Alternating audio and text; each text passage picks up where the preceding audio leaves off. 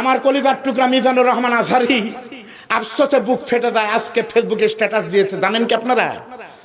মিজানুর রহমান আজহারী আজকে আফসোস করে স্ট্যাটাস দিয়েছে, প্রত্যেক বিভাগে আজহারী একটা করে মাহফিল করেছে গত বছর। এই বছরের সম্ভবত দারুল আমান ট্রাস্টে একটা মাহফিল পাইতো।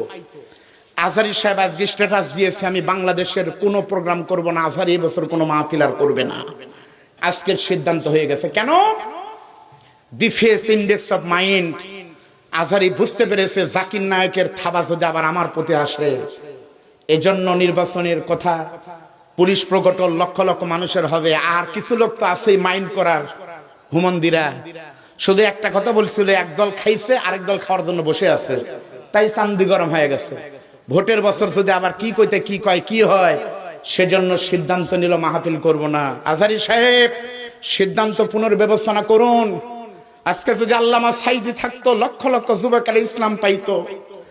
আপনার কারণে কত যুবক গান বাদ দিয়ে আজকে মোবাইলে কোরআনের তেলাওয়াত শুনে, কত মানুষ বিসিএস ক্যাডাররা বাচ্চাকে মাদ্রাসায় দেয়, মাদ্রাসায় পড়ালে পারে আজহারীও হওয়া যায়। আপনি যদি মাহফিল না করেন, বাংলাদেশের লক্ষ লক্ষ মানুষেরা যুবকেরা ইসলাম থেকে বঞ্চিত হবে। এই সিদ্ধান্ত আপনি দয়া করে বাতিল করেন, একটা করে মাহফিল করেন। এই বছর মাহফিলের খুব দরকার। এই বছর আমাদের চ্যালেঞ্জের একটি বছর। জোরে বলেন কথা ঠিকটা ব্যাঠে? এই মিজানুর রহমান আজহারীকে বাংলাদেশে থাকতে দেয়নি জালেমের বাচ্চারা, এদের ফিরিস্তে অনেক লম্বা। আমি নিজে দেখেছি। IIUM international Islamic university of Malaysia, পৃথিবীর 100টা দেশের ছেলেরা পড়াশোনা করে।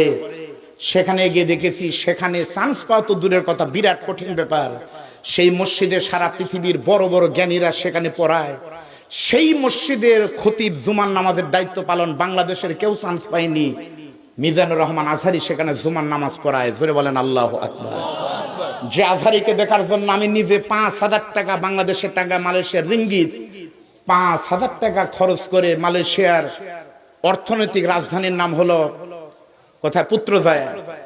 সেই পুত্রজয়ে 5,000 টাকা টিকিট করে আজহারীর মাহফিল মালয়েশিয়ানরা শুনে। আর বাংলাদেশে সেই চোখ থাকতে চোখের মর্যাদা বুঝি না। মালয়েশিয়া বাংলাদেশের সন্তান আজহারীকে আমরা বাংলাদেশ থেকে তাড়িয়ে দিয়েছি।